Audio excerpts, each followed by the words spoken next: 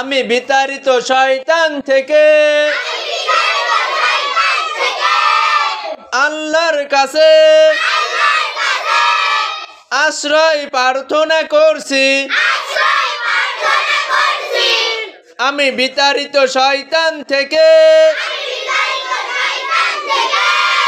আল্লাহর কাছে আশ্রয় প্রার্থনা করছি। এবার বিসমিল্লাহর অর্থ, পরম করুণাময় অসীম দয়ালু আল্লাহর নামে শুরু করছি। পরম করুণাময় অসীম দয়ালু আল্লাহর নামে শুরু করছি।